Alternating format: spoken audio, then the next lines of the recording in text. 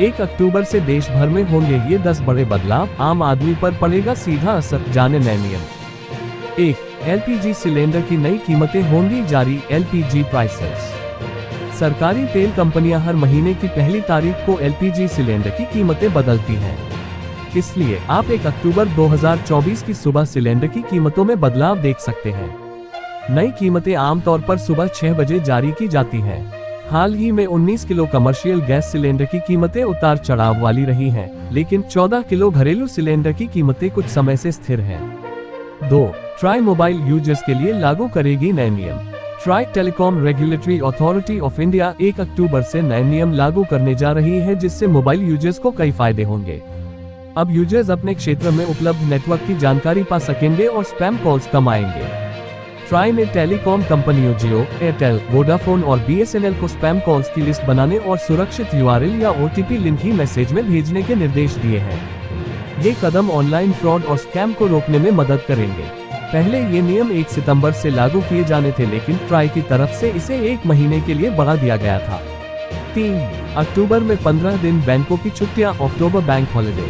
भारतीय reserve bank RBI की official website पर दी गई जानकारी के मुताबिक अक्टूबर में कुल 15 दिन बैंकों की छुट्टियां, बैंक हॉलिडेज इन अक्टूबर 2024 रहने वाली है।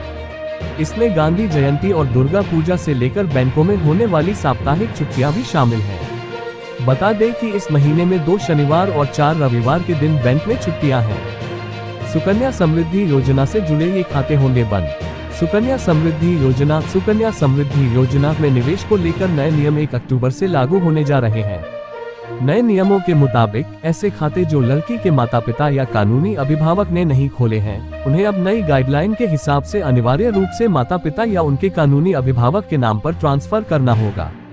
नए नियमों के मुताबिक केवल कानूनी अभिभावक या प्राकृतिक माता पिता ही सुकन्या समृद्धि स्कीम के तहत खाते खोल और बंद कर सकते हैं। इसके तहत यदि 2 से अधिक खाते खोले जाते हैं तो अन्य अतिरिक्त खाते सुकन्या समृद्धि अकाउंट बंद कर दिए जाएंगे। Securities transaction tax,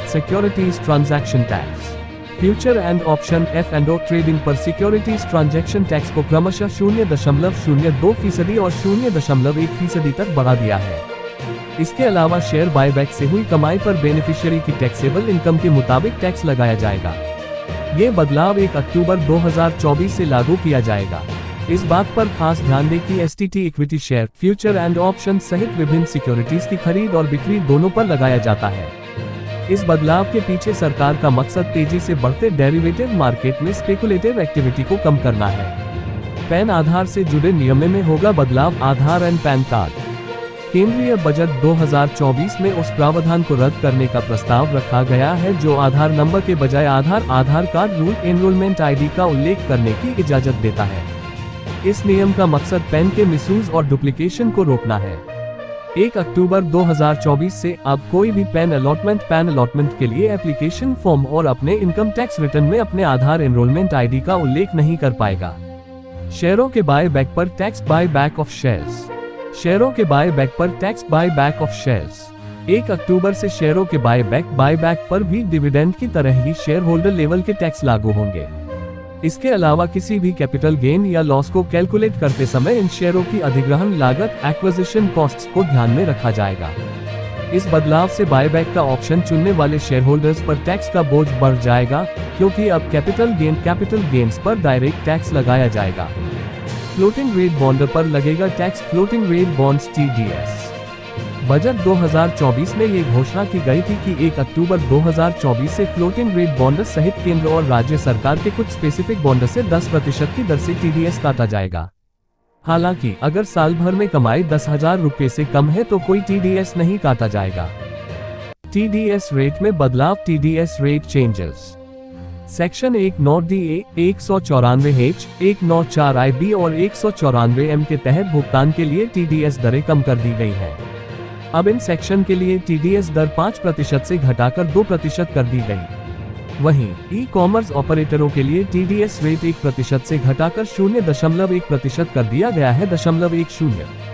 direct tax विवाद से विश्वास योजना, डायरेक्ट टैक्स विवाद से विश्वास स्कीम 2024। केंद्रीय प्रत्यक्ष कर board central board of direct taxes (CBDT) ने इनकम टैक्स डिस्प्यूट के मामलों में पेंडिंग अपीलों के सेटलमेंट के लिए डायरेक्ट टैक्स विवाद से विश्वास योजना 2024, जिसे DTVSV 2024 भी कहा जाता है, की घोषणा की है। 1 अक्टूबर 2024 से यह स्कीम लागू की जाएगी।